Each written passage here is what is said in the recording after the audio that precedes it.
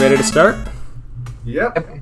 And before we start, I feel we should give a special dedication to Ed Asner, who had just passed away this morning. Yeah, especially Right. considering the role he played in a pivotal film that made it to the quarterfinals of Pixar Panic. That's true. Yeah, I mean we did the same thing for Christopher Plummer, so it only feels natural. Oh, I also- that's right.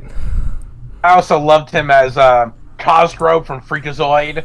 I loved him as Santa Claus from Elf. I also liked him as that old timer from that SpongeBob episode, Whirly Brains. Yeah, I thought he did a really good job as him. Yeah, basically he was the designated grumpy old man.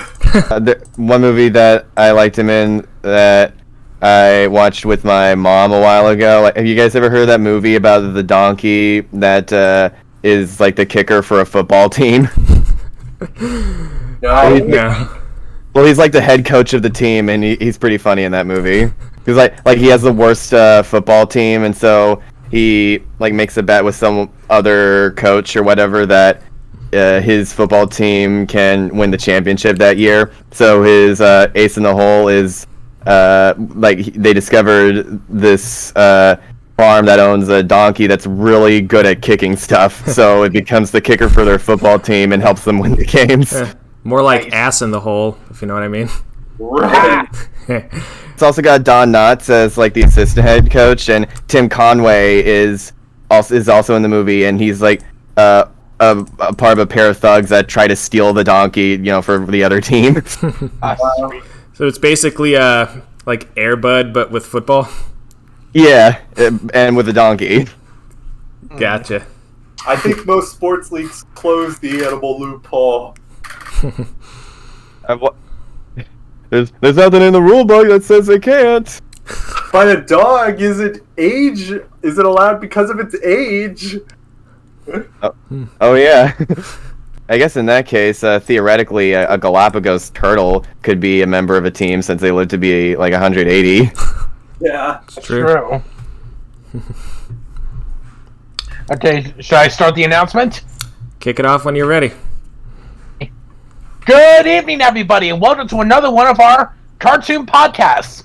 Starting off from Mouse Madness and Pixar Panic. And today's cartoon is the one and only, well, not the one and only, but DuckTales from 2017, a reboot of the already classic 80s cartoon, DuckTales. Woohoo! Woo! Yep. Really thinking outside the box for that reboot name, huh? Right. Yep. Yeah. I'm one of those weirdos who did watch the original DuckTales on syndication when I was like 6 or 7, but I barely remembered it going in. Same here.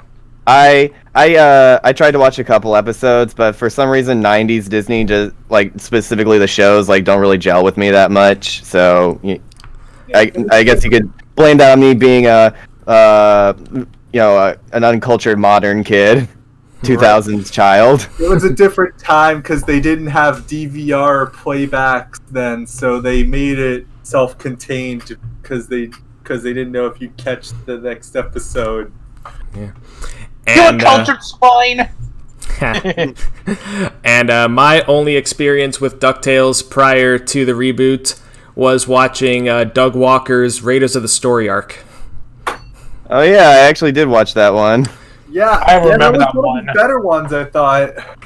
It's interesting watching that after having watched the reboot in full and actually understanding like a lot of what he was talking about and also seeing firsthand the changes that they made.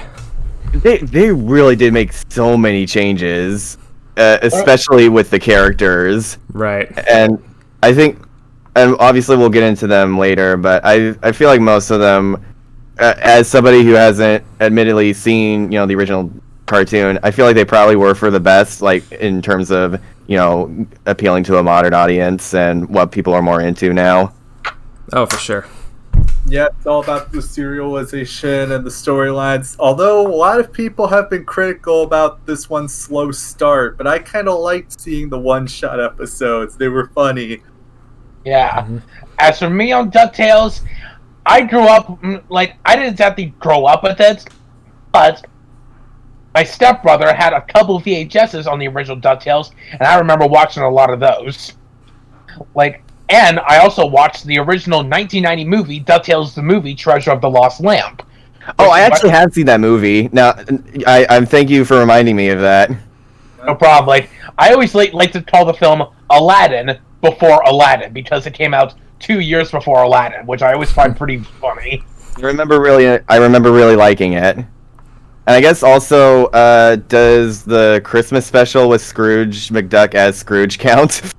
I guess it does, because I always loved that version. It's honestly probably my favorite Christmas Carol. It's not the first appearance of the character, but it is his first appearance in an animated short. I think he was in the comics before. Yeah, he's a comic character. Yeah, but speaking of with the comic characters, there were a lot of deep cuts in this series, right. Mama Beagle. What do you mean by deep cuts? You'd have to know a lot about the Disney universe and these characters to really know where they were coming from. My main knowledge of the DuckTales comics comes from that one Death Battle episode that Scrooge McDuck appeared on. And apparently he got so angry one time that he tore apart an entire, the steam stacks of a boat while he was chained to them. Yeah. My big knowledge of them comes from the Mythbusters when they tested out if ping pong balls can lift a ship. Oh yeah, and also he apparently threw a coin across a river like a pebble, and he managed to get on a boat and get to the other side and catch the quarter. Right. Apparently these comics are huge in Europe, but America didn't really get exposed to them. One of my exposures to the original DuckTales comics, it was a comic book called Donald Fracas.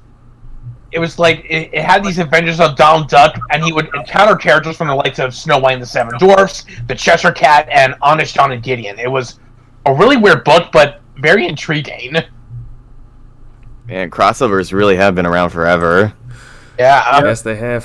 So was it like a literature book or a graphic novel of some kind? It was a graphic novel. Ah, okay. I think so, but DuckTales is sort of like that. They had the comics and and they have a really good mystery to it too. There's the arc of Scrooge trying to find his lost treasure. There's what happened to Della Duck. So there's a real hook to keep you watching. And I appreciate having, those one-off episodes at the beginning because, sure, having the serialized stuff is important, but I think anybody can tell you that you got to care about the characters first in order to, be invested in the mystery. Right. Yeah.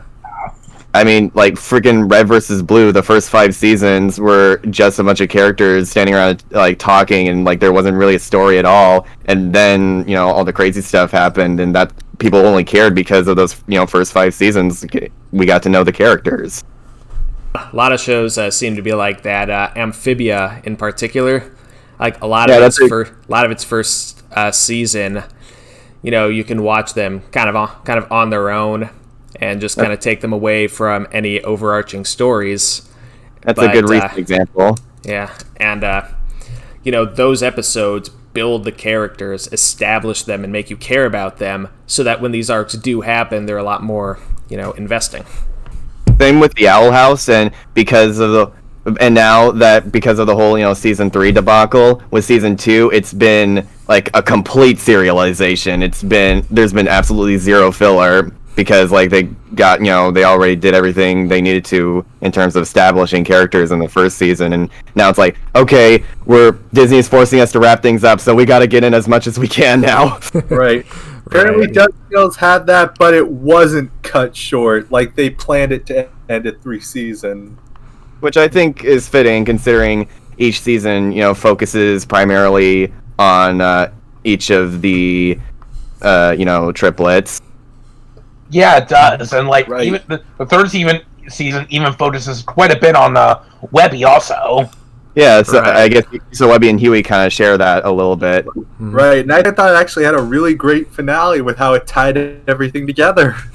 Yeah. Yeah. The only thing I can think of that wasn't brought back, but I guess they probably weren't really planning to, was the cliffhanger ending for the Darkwing Duck episode where he went he turned crazy, like the evil version of Darkwing. I don't know. That's right. They're saving that for the spin-off. Oh, okay. What do you call him? Negaduck. Oh, so like Negachin. Yeah, there's 2 Negaducks in the original Darkwing. The first one is a clone, failed clone. The second one is parallel universe. But it's the second one who becomes more antagonistic. A very funny meme. And of course, Jim Cummings is of course Negaduck, like the evil one in this show. Right. Yeah. By the way, that entire thing with like having Jim Cummings and then Chris Diamantopoulos being the new Darkwing. I didn't difference at first. I had to read the credits to know it was a different actor. Like the whole commentary there of being the true fans and staying true to the original, that really hit home for me, and I found that to be very interesting. I like that entire episode, really, and also freaking Edgar Wright cameoed as the director, which I thought was funny. Oh, amazing! That's perfect casting. I'm like, that is astounding how they actually got a big name like Edgar Wright to guest star on this cartoon. Even they got a lot of big names in the main cast, even like David Tennant, who voices Della? I forget her name. Paget Brewster. Yeah, Paget Brewster. She's pretty. Adventure Hour. They also got Bobby Moynihan of SNL fame as Louie. And Ben Schwartz as Dewey, and Danny Pudi. Lin-Manuel Miranda was Gizmo Duck. I never would have thought he would have been there. Gizmo Duck. Yeah, between Danny Pudi, Paget Brewster, and Jim Rash, they got a lot of Community alumni. And Bette Bennett was also Launchpad. And SNL too. And Allison Janney was Goldie O'Gilt. Donald's cousin. I forget his name. The one who always finds $20 bills. Yeah. Oh, Gladstone Gander, I think his name is. But he's throwing Adventure Hour too. But I also like how they also get some voice actors in too, like how Eric Bauza voices all of the Beagle Boys, and Keith Ferguson is Glomgold, who, by the way, is probably one of my favorite villains from modern Disney. Yeah. Oh, I love Glomgold. Yeah, he's right up there with Lord Hater, who's also voiced by Keith Ferguson. Yeah. Funny how he voiced both characters, but they sound completely different. He's really good at voicing those over-the-top villains. And Glomgold is one of those. Glomgold is one of those characters that have probably had one of the biggest changes between the original and the reboot, and I really think that just the whole over-exaggeration and going for absurdism is the kind of thing that modern audiences kind of gravitate towards more, which is why Emperor's New Groove and Wander Over Yonder become cult hits lately, because they do a lot of the same stuff. And right, yeah. They're not afraid to be silly. And exactly. I think my one of my favorite singular moments in the show is the theme song, but redone with Glomgold. He doesn't even try to do it with a good singing voice. I love it. If you want to know what one of my favorite Glomgold moments is, Star Giant even said this is probably her favorite moment. It's at Scrooge McDuck's quote-unquote funeral. Yes. Glomgold comes in saying, "All I do is win, no matter what." They played the actual song, unedited. They actually paid DJ Khaled for the rights to use that song. I'm like, that is freaking incredible. And Donald Duck, you didn't even realize that Scrooge was still alive. And that was around the time where Khaled was having some of his best chart success. So that was a huge get. I mean, then again, Khaled will do anything, so maybe not huge, but still. I mean, he was in Spies in Disguise, so. But yeah, that's a pretty good one. That's a pretty neat joke. Of course, I liked all the little digs for Disney Afternoon. They brought Don Carnage. How many people have even heard of Tailspin now? They even had an entire episode dedicated to just like the new generation of Tailspin, and even though I've heard of it, I'm just like not super familiar with it. It was still an interesting story because it was just a well told story. You didn't really need to know the original show. Yeah, they referenced all of the Disney Afternoon, including gargoyles, in a really clever one. It was because they got Keith David. Yep. Yeah. When his voice came out, I was like, yes, Keith David. Although for Don Carnage and I keep forgetting what's the name of the kid from Tailspin, but he's now like Blues. His name is Kit Cloud Kicker. K-I-T, like a baby fox. Kid Cloud Kicker. I would have liked. The voices are good, but in my opinion, I would have liked if Jim Cummings came back as Don Carnage and if John Goodman was Kid Cloud Kicker like he was in Jungle Book 2. That would have been nice, though. I do like how Don Carnage is voiced by an actual Latino. I think he is. Yeah, they seem to be pretty accurate with when it comes to that kind of casting, such as with Donald's bandmates, I believe. They keep coming back. I will say though, they did a good job, but after marathoning all those original Disney films, I still kind of prefer their original voices. I feel like they had just had so much more energy back then, you know. Yeah. I mean, they're just a bit more downplayed here, but you know, I get it. I was okay with the voice change. If you recall from the Mouse Madness days, one of my complaints about Three Caballeros that it was just like too high energy for too long. Yeah. So I kind of prefer it toned down this way. Right. Yeah, like in previous versions of Three Caballeros, Jose was voiced by Rob Paulsen and Eric Bauza. I understand them wanting to, be more ethnically accurate, but I don't know. They did a good job. I think they could have kept them. But the thing about it is the Three Caballeros, for such a forgotten little movie, they have their Epcot ride, they have House of Mouse, they're in DuckTales, now they even have their own show. Yeah, The Legend of the Three Caballeros, right? Yeah, which I personally headcanon as a work of metafiction in the DuckTales universe. Ah, okay. But also they changed the lyrics to the song. They say, "We're three caballeros, yes, three caballeros. No homo, Disney." That's right. But I guess they can't really help it. The meanings have changed. True. Yeah.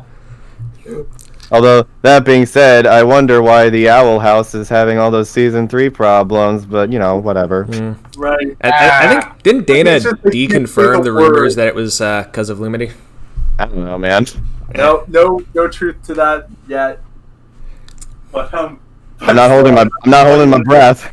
But I still thought it was funny they changed the lyric in that way. Yeah, that was the first thing I noticed, because that was the one big thing I remembered from the original. Yeah. Yeah, and yet Gumball still has a character named Gaylord. Oh, why? Oh, there was also like a character in Quack Pack, like this one villain who was actually named Prince Gaylord. At first, I'm like, wait, what?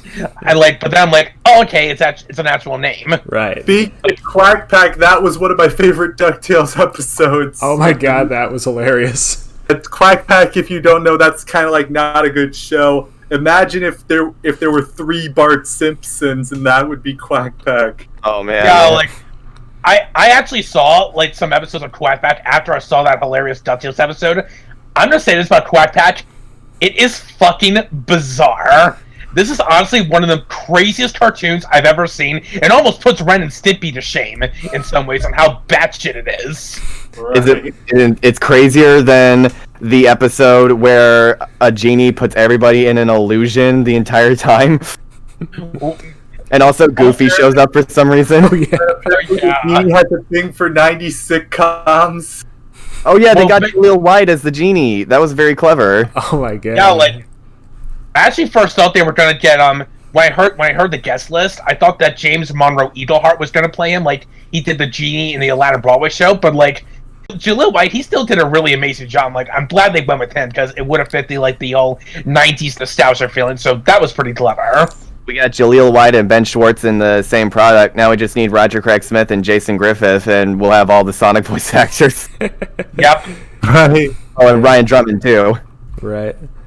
I think one of my I think what I also like is how Huey starts to like slowly realize what's going on, and he acts horrified by all the transitions, including the absolutely terrifying human studio audience. Oh yeah, it's because like one of the rules is that they can't have humans in that world, right?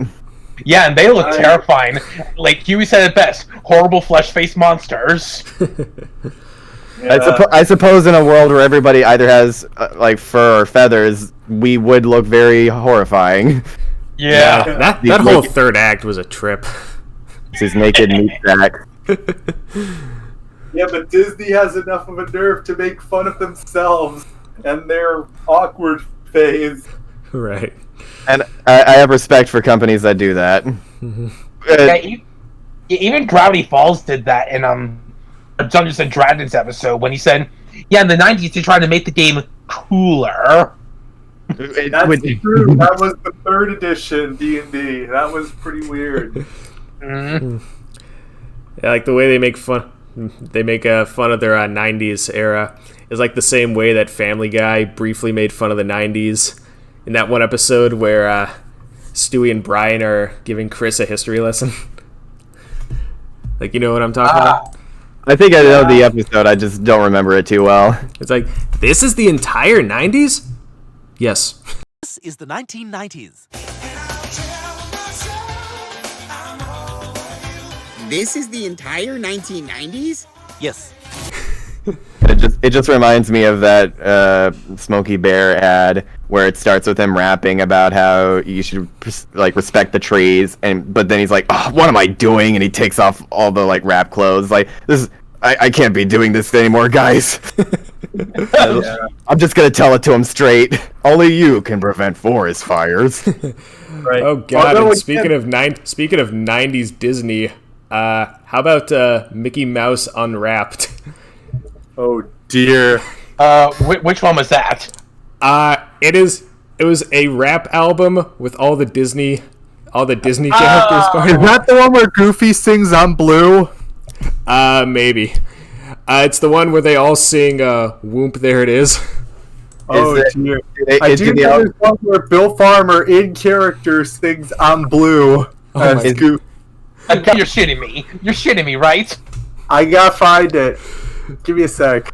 Guys, you're kidding, right? You're honestly kidding. Is this the same album where they sing "We Are the Champions"? No. I'm because they sing that too. It sounds awful. They have Ice Mickey. Oh, What a Mouse. You Can't Botch This. Rather listen to that one guy do a goofy cover of Bring Me to Life. oh, jeez. Yes, this is real. No, I can't. Next thing you'll tell me is Kanye West sampled the Glob Gob Gob. Oh wait! Oh God. Wait, what'd you say about Kanye West? He sampled the Glob Gob Gob Gob. Oh, yeah, like, it can't be as bad as when he, like, tried to do a cover of Bohemian Rhapsody and failed miserably. I'd rather have a buffalo take a diarrhea dump in my ear. Right. Man, all these sound horrible. I'd rather eat but, the rotten asshole of a roadkill skunk and down it with beer. Yeah. This guy gets it. James Rolfe, please But all don't sue that, us. Yeah. Yeah. But all that said, DuckTales had the gall to make fun of that whole era in just one episode. It was crazy. Although one thing I really liked with DuckTales is they gave the minor characters, the children, actual personalities this time. Like they're distinguishable. That's probably my favorite change. It's like basically they were just 3 clones in the original. Yeah, Huey's the neurotic type A, type 1. Dewey's more daring, Louie's the con man. That's pretty cool. Yeah, like, Louis probably has the best episodes when they're focused on him. Like, the entire arc of him just, like, owning Scrooge's fortune, and also the one where he has to defend him in court, that... Just, like, all that stuff is fantastic. Right. Yeah, he's a master talker. Right. Also, I want to say this: Doofus Drake is the devil. Oh, that kid absolutely. is terrifying. I feel like I can't think of a more fitting, like, conclusion for his character arc. Just him, like, being like, that's all I wanted to hear, and then just, like, jumping into the abyss, never to be seen again. Like, what a fitting end for a character like that. Also, I just got asked. The trial episode was interesting because it told you the story from the perspective of the villains. That's really kind of an odd perspective flip. But unlike stuff like Maleficent, they didn't try to, make you feel sorry for them. They just, wanted you to understand them a bit more. Yeah. Right. Yeah, it was really clever. Except maybe Magica. But I mean, she still turned people into animals for fun. That's true. Yeah. Also, I got asked this about Doofus Drake. What did he do to Louis during the commercial that let Louis soak him wet? I don't want to know. Oh, probably something to do with a wet willy. Like, the less I think about that, the better. Because, like, every time I see Doofus Drake, like, get really close to Louis, I just get 7 layers of ew. Like, I need an adult. Apparently they were also, like, good friends in the original show, but they decided to, like, completely change that up. Right. Yeah, I think it's because, like, the people said that Doofus Drake was, like, the only character, like, they didn't like, so they, like, did a complete change on him. I respect that. When you're doing a reboot, like, staying true to the original is good, but I also like a little variety. And, like, they turned this kid who's, like, I think, like, his gimmick in the original show, he said he was just, like, a dude just, like, stuffing his face with candy, and then, like, just pretty much changed him to Satan. Like, in the original show, Doofus wasn't that bad. He was just kind of a wimp who insulted people, but in this show, he's pretty savage. Like, his own parents are his own personal servants, and they're just so fucking whipped. I hear that word a lot. What does whipped mean? Wiped out, I guess. Like, do whatever I say, or the implication is I'll whip you, like, in the old plantation days. I'm pretty sure that's where it comes from. I could be completely wrong, but I wouldn't be surprised. Never want to mess with Doofus Drake or his Gummy Mama. Gummy Mama. But then everything changed when his fortune got taken over by a robot boy voiced by Gumball. Oh yeah, that was Gumball. It was, but then his voice changed and they had to get someone else. as is customary with child actors. Like, oh my gosh, like you guys know, like, the muffin the muffin from the ASDF movie shorts, right? Right? Yeah. The one who wants to get eaten. Well, I watched a video from, like, that voice actor's YouTube channel where he talks about it, and and his voice is completely changed, and I'm like, no, my innocence. Just like it hurts. Yeah. Wow. Nothing stays the same forever. Like, isn't this the reason why they have young male characters voiced by females? Yeah, exactly. Because if The Simpsons hadn't hired Nancy Cartwright, Bart would have probably, like, I don't know, like 20 different voice actors by now. Right, kind of like Arthur. Exactly. Yeah, but the funny thing about Arthur, DW is traditionally voiced by a young boy. I wonder why that is. I think it's because girls can't do the rasp. I guess? Yeah. And they really wanted somebody with a rasp, I suppose. Yep. How about that? And then Steven Crowder was the brain. Oh, God. Oh, how the mighty have fallen. You know, like, on the subject of the triplets, Dewey, like, while I like Dewey fine at first, he actually did become he actually grew to be my favorite as the show went on. Like, even though the first one was pretty much his arc, I actually grew to like him more in seasons 2 and 3. Right, and it was funny how Don Carnage had a vendetta against him specifically. He's like, take all the rest, but I get Dewey. I think maybe Bro, chill. I think it's maybe because we got to see more of like his energy, like the funny lines he said, and like maybe it's because like Ben Schwartz. Maybe it's because like I really love the Sonic the Hedgehog movie, and I grew to love Ben Schwartz, especially in this show. Ben Schwartz, he tends to kill it with most of his voice roles. Right. He also has a tendency to voice blue characters between Sonic and Dewey, and also Leo from the recent Turtles cartoon. Holy shoot! I didn't even notice. Yeah, but he got replaced by Seth Green, and they interpreted it as vocal. No. That was with the 2012 cartoon. Ben Schwartz was in Rise of the TMNT. Oh right, I haven't seen much of that one. I think I saw like the first 2 episodes, but that's cool too. Although, yeah, I did find the explanation of why the voice change occurred in the 2012 one to be pretty funny. Like, oh, like his throat got damaged. Okay. He sounds like Robot Chicken now. Yeah.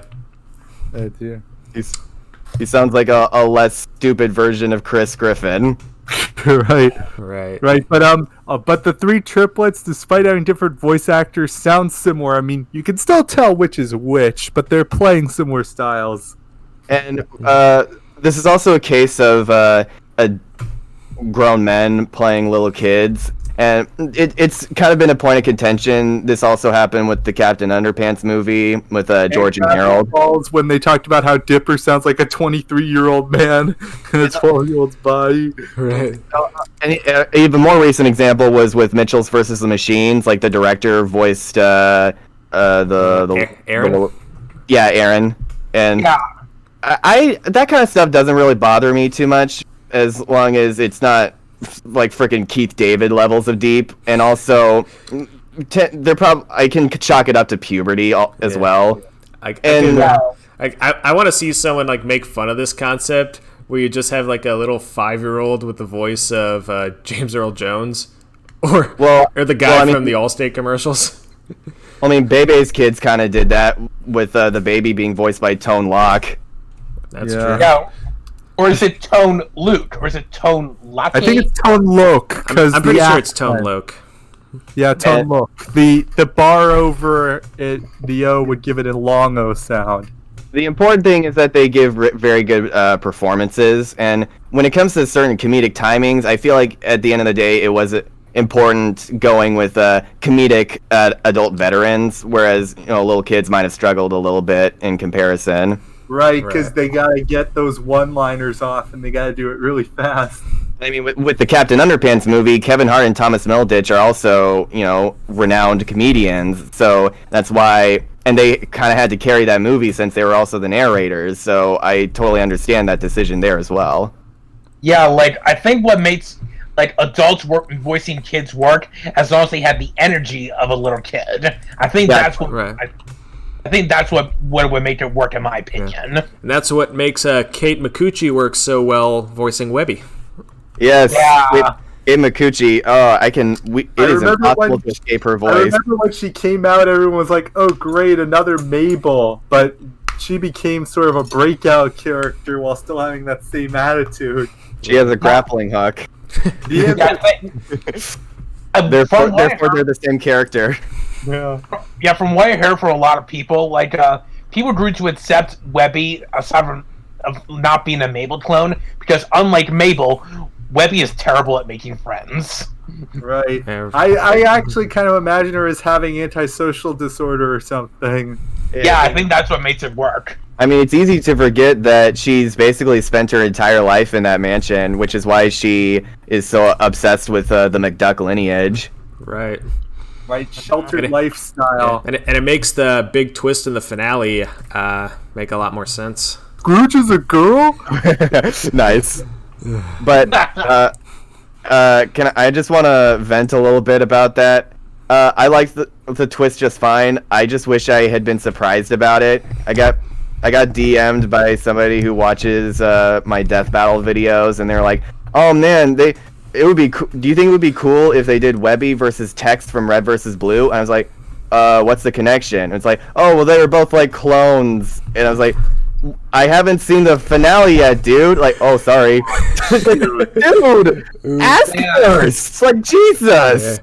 I'm so sorry to hear that, dude. Gosh. I'm not mad at...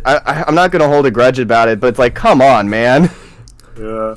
I still really liked that episode still. Right. Yeah. Yeah. I think what I like most about the finale, the final resolution, is the whole thing about family being the real adventure actually works in breaking the contract. Yeah, the spirits in charge of that probably said, a little cliche, but I'll allow it. Yeah. I really do like the entire who wrote that contract? Vin Diesel? the entire thing of like family isn't defined necessarily by blood. It's everyone we love is our family. Like that kind of, I really love shit like that. Yeah, I do too. Like it's also why I love the Tigger movie so much, because that taught that message really well. Dude, that movie makes me choke up when it gets to the part where they start reading off their parts of the letter to Tigger, and he realizes that they wrote it the whole time. Oh, it's so good. Right in the heart. That's also a big reason why I love Tarzan so much. If you want to know what scene of the Tigger movie always gets me, gets the waterworks going, it's when after Tigger realizes that they disguise as Tiggers, he leaves. When Rude goes to ask Pooh for help, and he's bawling into his chest, begging for his help, and Pooh's trying to comfort him. That breaks me. That really fucking breaks me. To say, even though I was kind of ragging on child actors earlier, when movies get good child voice actors and stuff like that, it really hits freaking hard. I honestly think that kid who voiced Rue is one of the best child voice actors I've heard in anything. He fucking killed it in that movie. Oh yeah, definitely. And the only one I can think of that comes close to that would be Simba's voice actor in A Lion King, Jonathan Taylor Thomas. Yeah. Top tier echelon. Disney knows how to cast kids when it gets down to it. Most definitely. Yeah. But anyway, with DuckTales, they have all this stuff going on, but they keep it on track, and they had the dedication to do a 1-hour Darkwing Duck backdoor pilot. That is pretty cool. Is that still actually happening? Was that officially confirmed? I think so. I think they greenlit a spinoff, but I didn't watch that much of OG DuckTales, but I was a huge Darkwing Duck fan. So as long as we get more Launchpad, I'm fine with it. Oh, I love Launchpad. They did actually explain why he got into Darkwing Duck in the original. He was just traveling, and I think his job was done. But yeah, with Darkwing Duck the reboot, I think Seth Rogen's actually working on it. Interesting. Oh, really? Yeah. He does surprising, even though most people know him as an actor, he does really good stuff behind the scenes. Yeah. He's responsible for a lot of the stuff with the boys and all that. Yeah. Mm-hmm. Yeah, by the way, what was the name of that one of that one villain, the bull who made it into the DuckTales reboot? What was his name? I keep forgetting his name. Taurus Bulba. Taurus, really? Yeah. Something I really got to give the reboot for, but mostly for James Monroe Eagleheart. Not only did he do the performance really freaking good, but he I love how he didn't try to copy Tim Curry. Not trying to copy Tim Curry, but still make it your own. And seeing how it's from the guy who brought us the Broadway Genie, that is a freaking accomplishment. That is so freaking stellar. He won a Tony for a reason. Yeah, I'm freaking kudos to that guy. James, if you're listening to this, bravo, man. Just freaking bravo. Yeah, I haven't seen Aladdin Live, but I did hear the soundtrack. It's pretty funny how he does the Alan Menken medley. Yeah, I thought that was such a great little touch. One thing in general I want to give this reboot credit for is the fact that it doesn't rely too much on the original, but there are moments in it where even if you haven't seen the original, you can tell that they're paying homage to it, including that Darkwing Duck episode where Scrooge and the triplets were transported into the '87 show. Oh my gosh, that scene was just so freaking good. Yeah, well, yeah, it makes a lot of references to DuckTales and other Disney shows, but you don't have to be familiar because they work in the story. Like, it doesn't expect you to do your homework, it just shows all the characters as characters. Right. Yeah, as soon as Tenant Scrooge started saying, "A sea monster ate my ice cream," I thought, okay, that has to be a reference to the original. And it was. And that scene's awesome. It's a 30-year-old meme before memes were memes. And I just love how when they come back, they're like, "Why were our heads round?" Yeah. But that was pretty cool. And I also just love art shifts in general, like when they have reasons to change the art style. Yeah, like the whole thing about like paying homage to something, like in your thing, even get the audience hooked, even if they're if they're not familiar, is something that I really respect, and like that's something I actually try to do with my own stories, actually. Yeah. And with the animation acres, that kind of stuff. Like trying to do combine animation styles. Is that what you said? Yeah, mostly like pay homages to like a certain kind of animator. Like I paid homage to like a voice actor or an animator, that kind of thing. Right. Cool. I always wonder, reading the characters, would they keep their art styles, or do you imagine them all as having a uniform art style? It'd be kind of a little bit of a mix in between. Like, if you see my icon, it's kind of like the same thing. Like, they have traits of their icon, but at the same time, they could exist in the same world. Right. Aha. They look similar, but they are also have their differences. It's not like clashing mediums like with the Jimmy Timmy Power Hour. Right. Yeah. Right. Yeah, It's not but like I also for a while, because I hadn't seen that much OG DuckTales, I thought for a while Gizmo Duck was a Darkwing Duck original, but I looked him up and nope, he came from DuckTales. Yeah, I'm surprised that Lin-Manuel Miranda actually took time to voice him. Yeah, Like, that guy's pretty much like a huge name right now. Right. They didn't even let him sing though. Even Vivo let him sing. Yeah, like, to be fair, like, I do think that's, like, kind of a nice trait. Like, even with, like, Enchanted, Idina Menzel was one of the characters, but she didn't sing. And Idina Menzel actually said she was glad she didn't sing because she wanted to be known more for, like, her acting ability just as much as her singing. Right, they did that. They changed the character to be Puerto Rican like Lin-Manuel. I'm okay with that. He's pretty nice. But they made him also a huge nerd. Yeah. Yeah. They made him a pretty endearing character in this. And they basically did a whole episode that was like Ready Player One, where they're in a virtual world. Oh, yeah. So, what are you guys' thoughts on Della Duck? Love her. Oh, cool. Love her. I think she was a comic transplant also. I don't know if she'd been in animation before. I'm gonna say the scene where she reunites with her family, most notably her sons. That's another scene that like legit like got me emotional. Right. Yeah, my jaw was on the floor for basically the whole Della Duck episode. I was like, they really did that. They really went there. And you have that stuff. And I don't think Della's been in a cartoon before, so that's just amazing. And I also like how they were clearly about to go on an adventure, like with an important artifact, and the moment like they saw her, like Scrooge just like dropped the thing and it broke, and like nobody cared about it anymore. Right. Yeah. I also like how they even still get a few good jokes, like during like the heartfelt scene, like of course Dewey saying, "I could have been Turbo." Right, and Della actually amputates her leg. How did that get in a kid's show? Oh, it's simple. They just they cut out the horrifying screams of agony scene where the amputation scenes have to have. Right. Oh, yeah, and like yeah, she did it like in that one Love, Death, and Robots episode where their arm just freezes and they have to shatter it. I just love how she has an endless supply of what was it, Oxygum? Yeah, like, that was for interesting. nutrition and oxygen. She started going crazy because she can't stand the taste of licorice. Nah. That's one of those cartoon-only jokes. That's one where you don't need to think about it because it's a cartoon. Right. Ever seen 127 Hours? Spoiler alert.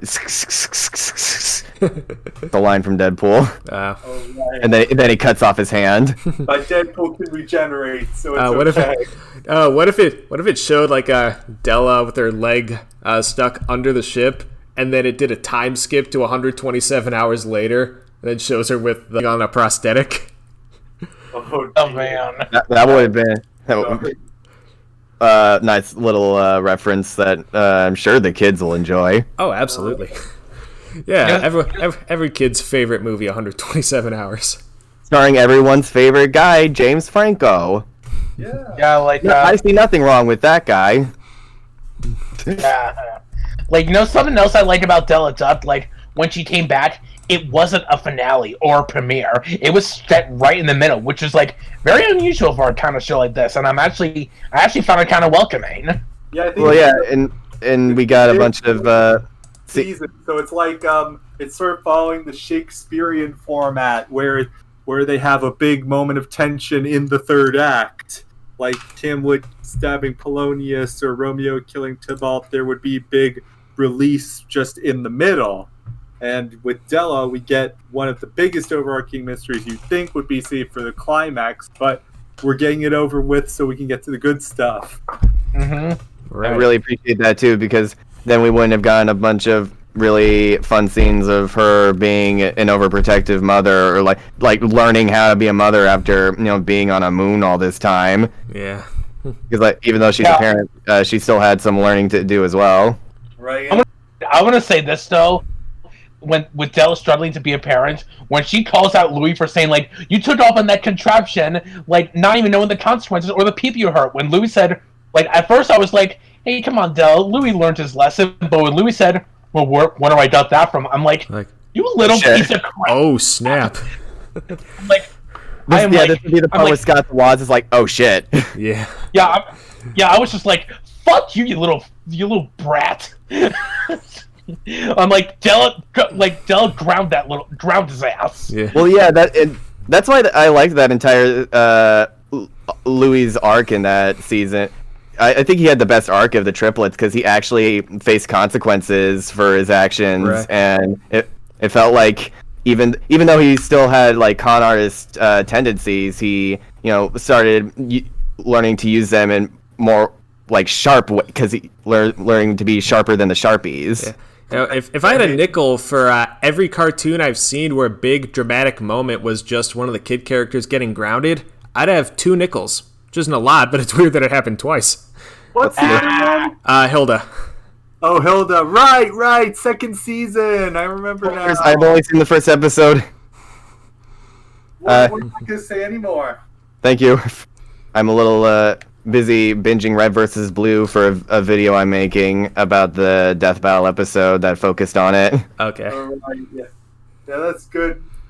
That could be another topic, but DuckTales did have a lot of this funny stuff, and even though it's coated with modern technology, it doesn't really dominate, and it feels modern, but also that humor kind of hits still pretty hard, and I think people at any age could find it funny.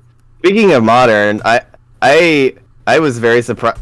What was like the like Lex Luthor type villain? What's his name? Mark Beeks. Yeah, that's a villain. I was surprised by how much he grew on me. Like his debut episode, a lot of people generally agree it's the worst episode of the show, but he got like freaking fantastic later on when they made him more of a villain. Is he a crow? Is he a... No, I don't know.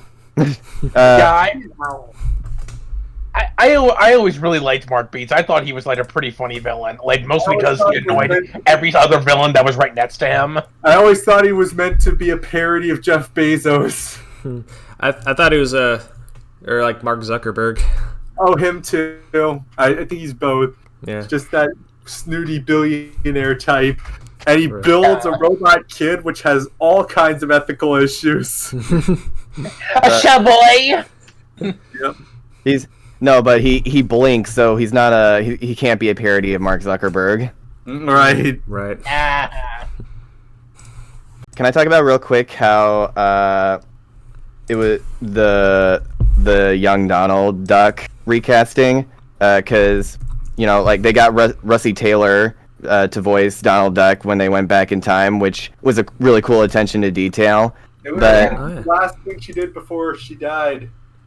yeah, but then so they had to recast young Donald for the other past episode, and they got Christina V to do it, and like she's mostly known for voicing a lot of anime stuff, and I think she did a really great job. I just wanted to say that. Yeah. Like when the credits came up and it was like Christina V played Donald Duck, I was like, that was Christina V. Like, crazy the amount of range. Yeah. Right. Yeah. I also want to, like, it was great hearing Russie Taylor again. Like, that whole Christmas episode was really good. Like, they had 2 really great Christmas episodes. Yeah, I guess that makes sense for since one of the main characters is named Scrooge. Right. Yeah, and, like, I love how his vendetta with Santa actually gets resolved. And I'm glad that the Polar Bear Santa Claus doesn't have me, like, line in fear night think that I'm going to have a Norman of the North Christmas. Yeah. Oh, jeez, I didn't even make that connection. Yeah, like, when I first saw Polar Bear, like, unmake it. Shoot. like, when I first saw, like, the Polar Bear as Santa Claus, I'm like, okay, like, he looks kind of like Norman of the North as Santa Claus, which actually makes me want to, like, bleach my eyes. But when I watched the special, I'm like, yeah, this was really freaking good. Speaking of Santa, one of my favorite moments from the season 2 finale is when Glomgold tricks Scrooge as Santa into gifting him back his fortune. Like, while they're in the middle of trying to defeat the Space Invaders. See, that's why I like him, because he's such a one-track mind. Right. Yeah. Like, not every villain needs to have some, like, emotional arc or, have a crazy, detailed backstory. Just, like, if they're entertaining, that's enough. Right. Well, he's And kind of he does kind of get one. character in many ways. But it's also, like, one of the most ridiculous backstories ever. Like, you almost have to admire the pettiness at this point. Like, he doesn't even have a naturally Scottish accent either. That's the thing, too, because they hired David Tennant because they wanted somebody with, like, that natural Scottish brogue. So having Keith Ferguson do a Scottish accent kind of makes that casting even funnier, since, like, Glomgold isn't naturally Scottish. Yeah. Uh-huh. I don't even think the beard is real either. No, Yes. he peels it off at one point. I'm looking at his appearance from the 87 show. Oh my god, they changed him so much. Yeah, like in the original cartoon, he just kind of looked like Donald Duck with like a Gandalf beard, I think. Yeah. Didn't even have a hunch. Nope. Then in Now 2017, he's short and stout, which just makes him a whole lot funnier.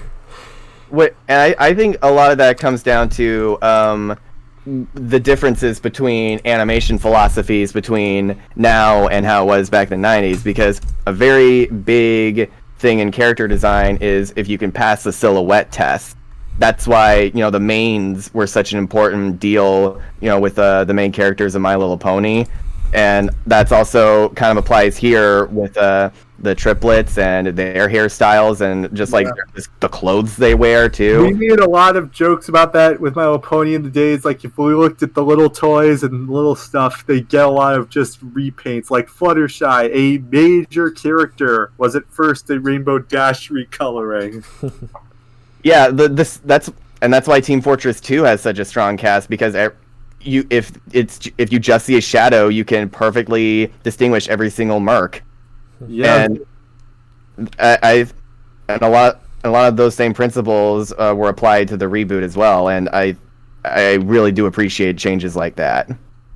So that's why I like Glomgold's redesign too.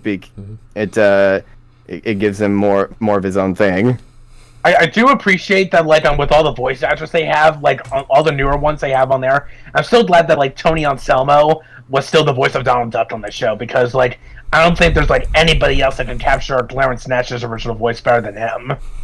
Yes, and they did that also for Bill Farmer as Goofy. Like, with those, like, main Disney characters. Also Tress MacNeille as Daisy. I don't think Disney knows that they struck gold with those guys. They're never gonna recast them as long as they live. Oh yeah, I gotta talk about Daisy. Like, in terms of Donald Duck and Daisy's love relationship, I think the show actually handled it the best because, like, it showed them how they got together and how, compared to everyone else, Daisy thinks that Donald sounds like an angel, and I'm like, I actually thought that was like a really, really nice moment, especially when Donald sang to her. Oh yeah, I loved that moment. It just like they had it was a fast but sweet like moment of connection, like being just like stuck in an elevator. it almost reminds me of that South Park episode where like Cartman trapped Token and the new kid in the locker room because he wanted to like play matchmaker with them. Oh right. Because they were both African American, he thought they'd be the perfect couple, which is so terrible to think. But that's Cartman for you. And at the end of the day, they realized that they were being a little bit racist too, because they specifically didn't want to be together at first because they were black. Right. Oh dear. It's like everybody learned a lesson. Mm-hmm. Just the entire bit with Cartman, like beating up the Cupid. Oh yeah, I also love how the Cupid sets up Cartman with his own little love interest in the end, and like it actually horrifies him. Wasn't it the halitosis girl? Yeah. That's one of the few episodes I remember seeing. But anything else we want to say about DuckTales? We haven't talked about Lena. Oh, Lena! Oh my gosh, how have we not talked about that? I feel stupid now. I guess we've been too focused on the main cast. I never saw her coming. That was just so clever. I thought that she was just gonna be dead for good. I'm very glad they didn't go that direction, but I was so scared that she was just like gone forever, and that got me. Holy crap! This is like crazy, like deep. Yeah, I especially like how when she was brought back, she actually ended up living with like Webby's new friend Violet. Yeah. Oh right. Violet's also a pretty fun character too. She is just kind of like Webby, but more deadpan in that they really enjoy weird research, occult stuff. Yeah. I especially want to say, like, in the dream episode with Lena, like, her stuff was really good, and I love all the different dreams that the kids have. They were also really freaking funny. Yeah, this is why I gotta rewatch episodes, because I don't remember any of those dreams, one bit. I think one of them, Huey, was super tall, just like super long legs. Yeah, and Dewey was just, like, disgusted by it. Like, he's the one who's, like, vocally, like, hated this, and was, like, just disgusted, like, when he had to touch his hand, he's going, ew. And when he, like, tried to open a jar of pickles, Dewey kept saying, no, no, no, oh, no, no, no, no. Yeah, I'm probably gonna rewatch that episode after this. Yeah, me too, probably. That was a great one. That's the thing with comedies. You may remember the important story bits, but there are a bunch of jokes that you are like, oh my gosh, how did I forget that? Because they have so many of them. That's why comedies are super rewatchable. Yeah, and that's why they have rewatch value, because they have a lot of jokes, really big rapid fire jokes on you, and you're trying to absorb them all, but you gotta keep track. It's impossible to memorize every single one on a single viewing. Heck, 5 viewings is probably difficult as well. Right. Like something I've noticed, this might just be a personal thing, but especially in some of the earlier episodes, they felt a lot longer than 22 minutes. I don't know whether to take that as a good thing or a bad thing. I just remember... I mean, it depends on if you enjoyed all those minutes. I mean, I tend to enjoy those minutes a lot. It's just, it feels like it could have been a full half hour, if not longer. So I'm always surprised when it's only 22. Well, I guess think of it this way. Dark feature length. That was pretty cool, and they made the most of it. That's true.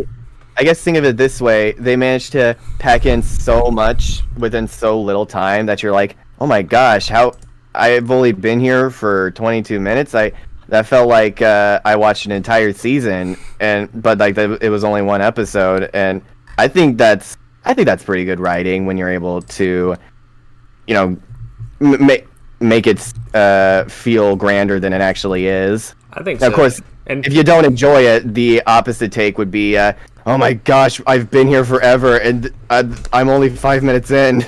Right. Big part of what gives it a lot of rewatch value, because it packs so much in so little, and the beauty of it is that not only are you gonna probably have to rewatch it to catch all those little things you missed, but you also kind of want to rewatch it too. Yeah. It doesn't feel like a chore. That's why I didn't really, when I decided to do that red versus blue video, I was like, oh man, I'm gonna have to do a lot of research for this. Oh man, I'm gonna have to do a lot of research for this. Like, if I were to point out another thing that I really do like about Donald Duck, like one of my favorite little small jokes that I don't think gets a lot of attention is when it's in the mermaid episode when everyone's feeling relaxed, they're trying to get Donald angry, so they just say, "Hey Donald, remember that homemade chili you made that we said we really loved? It was okay." And Donald just flips out about it. They didn't even say that they hated it. They just said it was okay, and Donald takes this really badly. Oh dear, yeah. In fact, he gets up with a big grin on his face, like those kind of faces that you make before you crack. And for whatever reason, I think I laughed about a minute when I watched it. Yeah. Oh, by the way, that episode had probably one of my favorite cliffhangers, where it's like, no more secrets, and then you hear the harp coach, she's lying. Oh boy. Yeah. Oh, and while we're on the subject, can we talk about Mrs. Beakley for a bit? Oh, she's awesome. I feel like she probably got the biggest change by far in terms of role in the plot, and also design. Awesome spy. She was just a nice old lady, kind of portly, sort of like Muriel's design or whatnot, but she's the same size here, but it's clearly muscle weight, that is why she's so big, because she's a badass spy. It's holy crap. Yeah, this is awesome. She ends up saving the day more often than not in this one. She comes to the rescue pretty quick. Right. Yeah, but what I also like about her is that she always often helps out. She's okay with Webby being on adventure. She just doesn't want her to lie about it, and she even helps them helps the nephews get back together with Scrooge. Her heart is always in the right place, and I really like that. Yeah, she serves them a little. I was just gonna say she serves them a little perspective. Yeah, she's stern, but her heart is always in the right place, and I really do like that about her. And even then, she does have her moments of weakness, like when she's that episode where she's pushing the triplets a bit too hard when they're preparing for an attack, and Donald has to snap her out of it. They're kids, man. Mm-hmm. That's pretty bad when Donald Duck has to say, "Hey, calm down." Right. Cool it, man. And they even dedicated an entire episode to his therapist being he has this anger deep inside of him that gets unleashed by certain things, and it's all parallel to him attacking the commander of all the moon people. Right. Yeah, had they even said Donald's anger is just this big monster in the Mickey Mouse reboot. One of my favorite episodes is when Donald's personality gets split in two. We have this really chill Donald that he's "Hey, how's it going?" But then there's this gigantic monster that is just a rampaging beast destroying half the town due to his temper. Yeah, that was pretty crazy. Seeing I need to watch more of that Mickey Mouse. I've only seen snippets of it. It is really freaking funny. Oh, speaking of, I finally watched that Once Upon an Apple. Oh, you did? What'd you think of it? non-stop laughing the whole time. Yeah, it was crazy. I like the witch. Her voice was spot on. Like, really captured it. I feel bad having not watched it yet. Yeah, the voice was Tress McNeil, and she did a really good job. She was like a carbon copy. Yeah. Like, Carrick, you gotta watch that show. Like, if you have Disney Plus, like, you gotta watch it right away. Dude, I'm a part of the Mouse Madness podcast. Of course I have Disney Plus. How would we have watched all the movies otherwise? Yar har fiddly dee, being a pirate is all that you need. There. Yep. All right then. First season finale of DuckTales was we find out Scrooge isn't what he seems to be. Second one's the big battle, and the third one, every single freaking character ever is captured, and they gotta think of a way out. And the finale, it gives you the idea that they're going to lose right up until the very end. Yep. Oh, like, on the subject finale, can we also talk about Lubin von Drake? Like, on the reason not why he's still alive. I thought that was really funny. He's like a million years old or something. It's like, how are you still alive? He says, well, I've been so busy with my works, and like on the subject of dying, guess I never really got around to it. It's it's one of those things where it's like, okay, just like it's better just to have this character here than just to think about it too hard. It's a cartoon, just roll with it. Play with the finale. I was on the edge of my seat the whole time, like, are they really going to do this? Are they really going to get out of this? What are they going to do now? It's like they're losing all this time. I gotta see what happens. Corey Burton. I want Corey Burton to do the funny German accent for the rest of his life. But the funny thing is, the original DuckTales actually had a similar kind of thing, but it was like kind of bullshit. This one villain said, "I've waited 500 years for this." He said, "What? How are you still alive all this time?" And he just says, "Sheer willpower." I'm like, really? I think with explanations like that, it's easier to get around it if it's portrayed more as a joke. Yeah. Yeah, I'm just like, but still, that's kind of bullshit. But basically, all you gotta say is just roll with it. Yeah.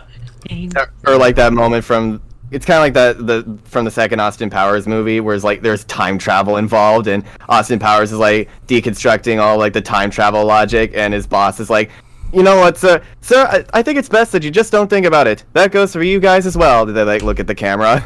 That's pretty funny. There's one minor character I kind of want to bring up a little bit. Goldie O'Gilt, Scrooge's old rival. She's voiced by Allison Janney, who is probably one of my mom's favorite actresses of all time. Right. She also had a role in a mouse bet in a Pixar Panic film, Peach the Starfish. That's right. When I told my mom that she was Peach the Starfish, I blew her fucking mind. It's like, no way. Like, between Allison Janney and Wendy Malick on the Owl House, maybe I just have a thing for voice actresses who are really tall. And really old. True. Yeah, like they just like sassy old like Golden Girls type humor. Yeah. Not quite Golden Girls. Although Wendy Malick did star on a show with Betty White. Yeah, that's true. Didn't Family Guy make a cutaway gag about Allison Janney and like she was getting out of a car and like it's like the panning up the legs, but just like it keeps going on and on and on, and you like see skyscrapers. Yeah. And eventually it ended with the message like, "We mean no disrespect to Allison Janney. We love you." Yeah. Oh, and in an earlier episode, Peter had stolen a giraffe from the zoo and named her Allison Janney. There's a scene from her show Mom that features her with Wendy Malick. Oh, no kidding. Yeah. Oh my goodness, the crossover of the century. Right. And like half the comments are, "So this is what Ida's up to in the human world." You know, if there was a character on DuckTales that I want to bring up, like, this is just like such like a minor character. His name is Timmy Jenkins. Like, he was just one kid. Like, Dewey wanted to like get into an accident and get on the paper because this one kid like beat his chance to it. He like, oh yeah, I remember that now. Right.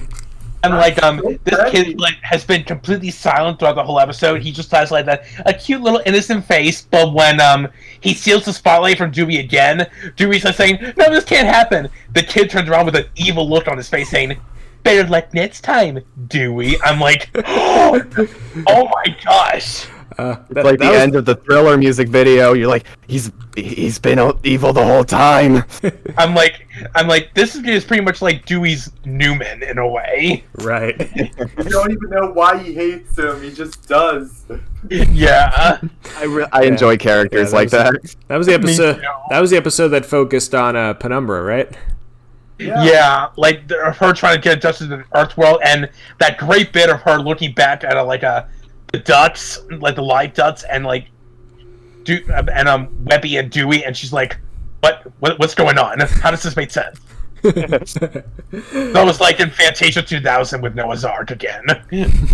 Or how in Stand By Me, the kids are gathered around the campfire, like, okay, so Mickey owns a dog named Pluto.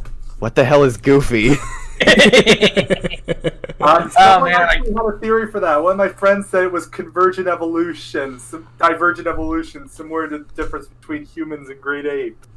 Okay, sure, why not? You know what? Sure, I'll allow it. Yeah, and while we're on the subject of Penumbra and her place on the moon, we have to bring up the fact that Della Duck's lullaby is to the melody of the moon theme from the NES game. Aww. That's awesome. That's like the deepest cut the show had, like the deepest bit of knowledge they dug for. Like that's one of the one of the things I was able to pick up, because I'm pretty sure that theme was used as a meme for a while. Like in the I have to go, my planet needs me sense. Yeah. There's that classic Ponies the Anthology short where Rainbow Dash is like, all right, Twilight, time for you to give them the big finish. And then she flies up and it just cuts to live action, like a Twilight drone going into the sky, and it's playing the moon theme. It's like, see you, Space Cowboy. I think that's where it started, yeah. Oh, those Ponies the Anthology videos, those are great. Fun fact, that theme actually starts in an odd time signature. 15/8, believe it or not. Yes. Wonder anyone can play that fast. It's pretty cool. Oh, off topic, have you guys seen the Game Grumps episode where they play DuckTales? Mm-mm. It's one of their most famous one-off episodes, because sometimes they get games sent to them by fans, and this particular cartridge that was sent to them was a super messed up copy of DuckTales. So they were playing the moon level, and like he bounced on something, and just like it caused the entire screen to go crazy, and just like it killed Scrooge instantly. And then went to the menu theme, and all like the music was distorted, and all the graphics were messed up, and it was just like a single like. And Danny was like, "Oh, hey, you're right. This game does have good music." Wow. It's the piano player died and is now just on that one keyboard. That's a keynote. One thing, a little detail I really enjoy about this show is the animation, because normally it's pretty standard. It's normally pretty standard, but then every now and then you'll have these moments of character animation where it just like it turns into like just Disney movie levels of quality, just how smooth their motion is and the way their faces are expressing it just going above and beyond TV quality. A lot of those scenes are given to Louis, and you can find clips online of like Louis abusing the animator's budget. Yeah, I think one of my favorite bits of like that animation taking like a really great turn was during that scene with Donald is singing to Daisy. Like they're dancing, the choreography, it looks spectacular. They did a freaking Kettle Run scene for the moon battle, basically. Yeah. Mm-hmm. Or Kessel Run Canyon, whatever. Right. It's funny because they said the Kessel Run would take less than 20 parsecs, even though parsec is a unit of distance, not time. Right. Family Guy made fun of that. Solo does justify it, but the original line was just meant to show he was bluffing. Oh yeah. It's pretty funny how they turned a throwaway line into an actual physical argument. Fair enough. Mm. I'll give that one to you. Solo movie Yeah, that I still haven't seen. not missing much. I've heard Donald Glover is pretty good in it. Yeah, he's like the only good part. But that's funny how they do reference the Kessel Run in the DuckTales Moon episode. Because Disney owns everything, and they could get away with it. Yep. Mhm. Not I like- plagiarism if you copy your own work. Heyo. So, yeah, was there anything else you guys wanted to bring up? Cover all the bases. We barely talked about Magica, but turns people into animals, so we had that covered. Magica, I was really disappointed June Foray died right before the DuckTales thing came out because I was he voice Right. act at 100, but Yeah. it was never in the book. Right. I wonder if they would have gotten June Foray. It's possible that she might have been a bit too old. I don't The know. oldest actress ever was 112. So it's a What possibility. was she in? She was Jean-Marie Clement. She's also the oldest verified person ever. And she was in some French movie about Van Gogh because she was like the last living witness to Van Gogh.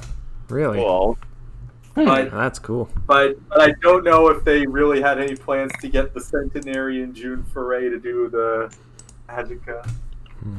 the show had already done a bunch of recasts up to that point, so I wouldn't be surprised. And I mean, the entire purpose of them bringing back Jen Cummings was like the whole meta commentary of recasting people for a new generation. Right, and I didn't even know it first, so that was pretty cool. And it's like, yeah, I agree with that for the most part, unless it's Scoob, in which case you're scummy. Yeah.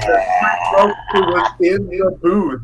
At the very least, they could have done was get Frank Welker to do Freddy because he was right there. You had him. Mm-hmm.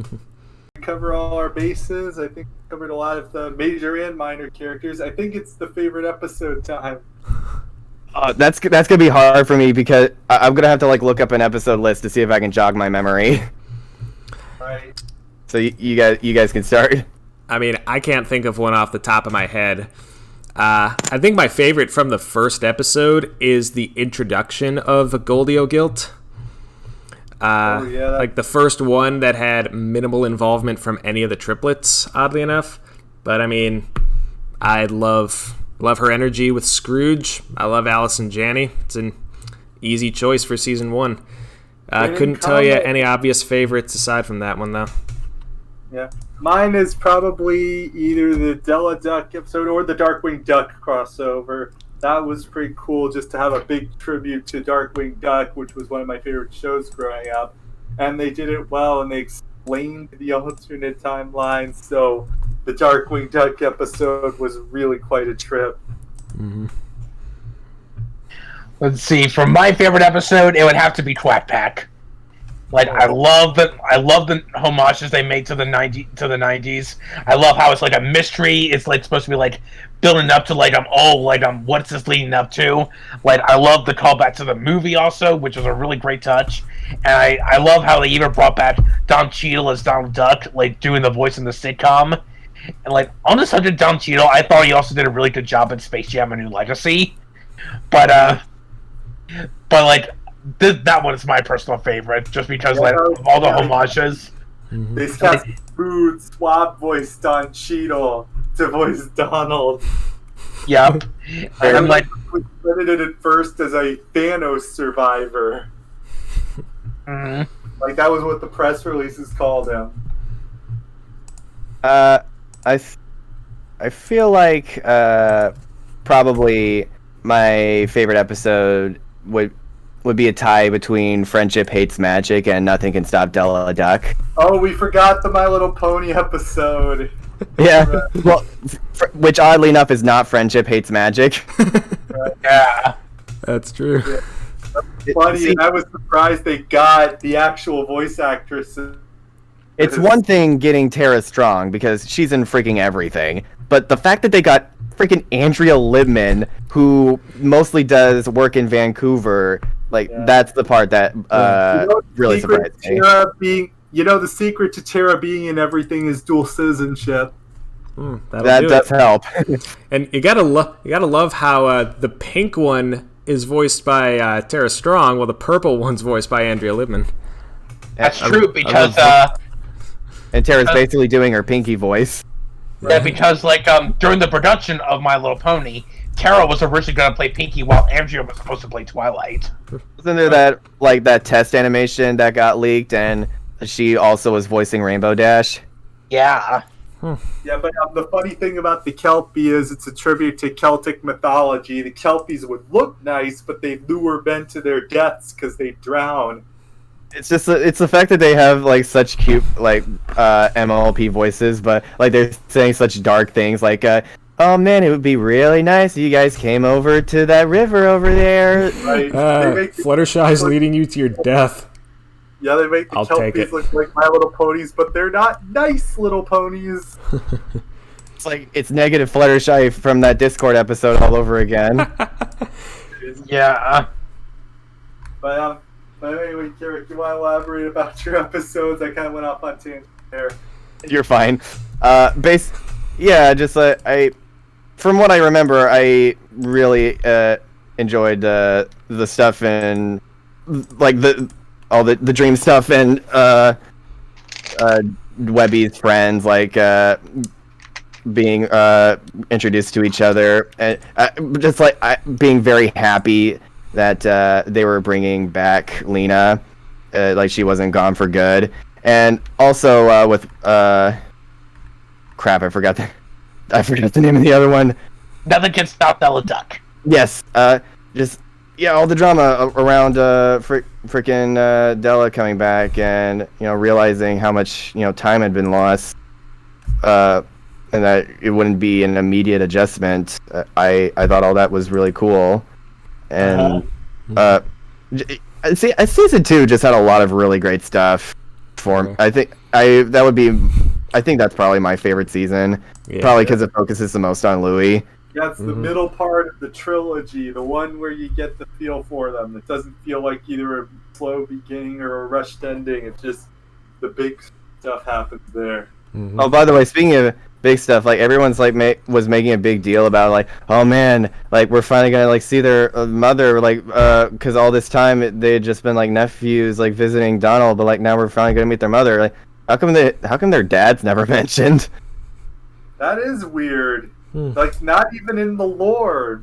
It's like, oh my gosh, we're finally gonna find our mom. It's just like, man, I've always wondered where our mom is. It's like, okay, well, I mean, ducks aren't asexual, so what the heck? Right.